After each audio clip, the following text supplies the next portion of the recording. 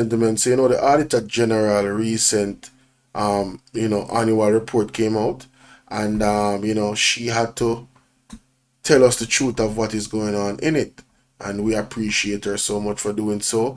And of course, the Prime Minister had attacked the Auditor General recently, making comments that that somehow you know she's attacking him and whatnot. Very, very ridiculous. So anyway, here's the facts of the matter. Majority of the municipal cooperation flagged for accounting failures.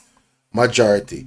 According to the overwhelming majority of the municipal corporation were flagged for at least one lapse in accounting procedures by the Auditor General Pamela Monroe Ellis in 2024. Now, before I go any further, ladies and gentlemen, the purpose of the Auditor General is to make sure that she audits and give recommendations so they can fix the system so there won't be any potential wrongdoings moving forward. So she's like somebody say, listen, this is where we're going wrong and this is what we need to do. I do not understand for the life of me why Andrew wants to attack an individual with such a responsibility. But this is what the JLP has been doing, right?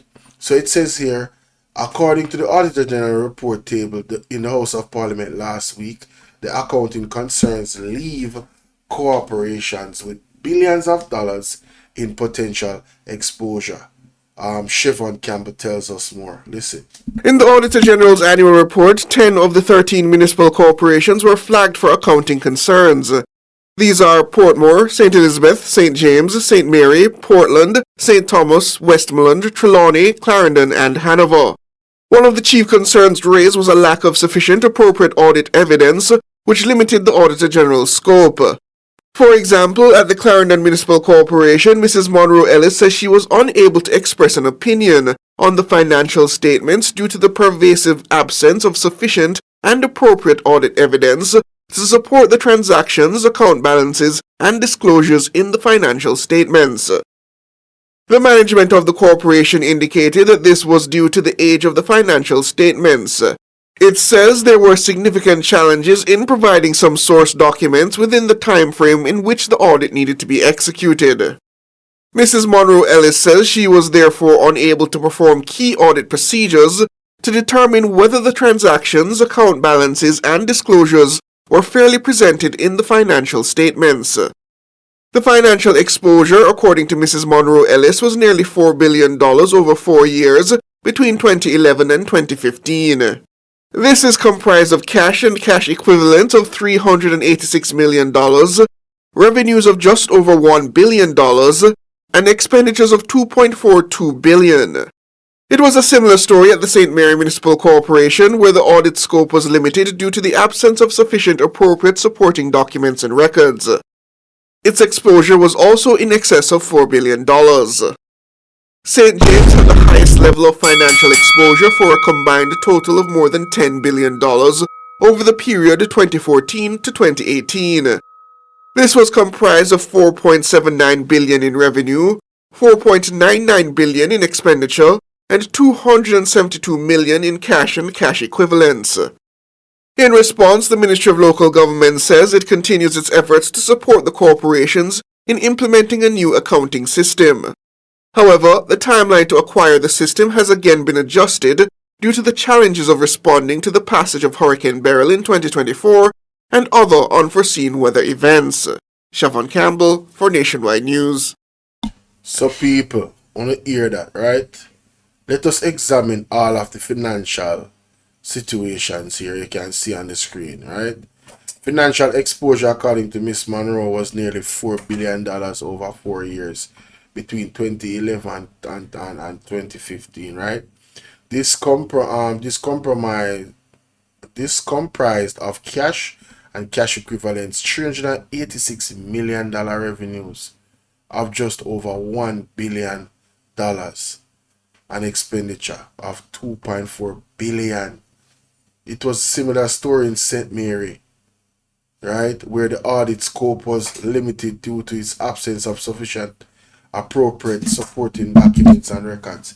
So why would Andrew Onis attack this lady right here? That is has such a huge responsibility in letting us know how our money go and where it is being spent. It says its exposure was also in excess of 4 billion. Wow. St. James had the highest level of financial exposure for a combined total of 10 billion. Jesus Christ. Between 2014 and 2018. This was comprised of 4.79 billion in revenue and 4.99 billion in expenditure. Wait a minute. 4.7 in revenue and 4.99 in expenditure. Hold on them, my good people, guys.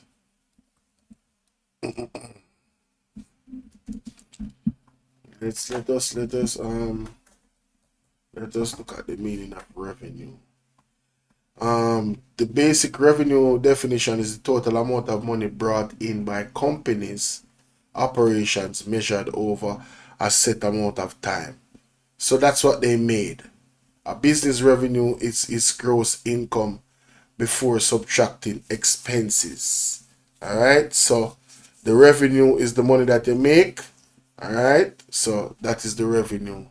Expenditure, obviously, from here the word they know, so that is what you spend.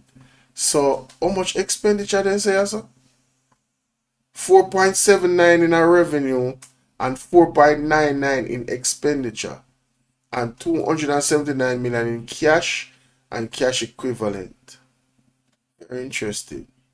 Something seems off there. So, in response, the Ministry of Local Government says it continues its efforts to support the cooperation in implementing a new accounting system.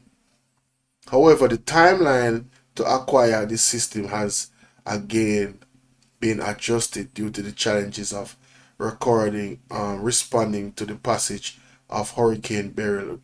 Yo, I hate that, bro. They keep using Hurricane Beryl as a crutch. Do you guys notice that? Do you guys notice that they keep using Hurricane Beryl as a crutch? So you have. Let me listen to this again. In the Auditor General's annual report, 10 of the 13 municipal corporations were flagged. So 10 of the 13 municipal corporations are flagged. You know, in a school that are epic failure, that is an epic failure. Because in this case, the number would need to be reversed. If there was like 3 out of 13 flagged, they would go, we have some work to do. Yes, understand that something, but 10 out of 13?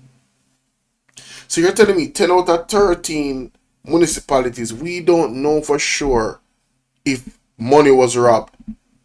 You're telling me 10 out of 13 municipalities, there's a high possibility that money was siphoned off. People was overpaid. People was given contracts at a high level more than it possibly should have been. You're telling me that all of the corruption possibilities occurred out of 10 out of 13 municipalities? Embarrassing. He needs some milk. So this is good governance. This is transparency.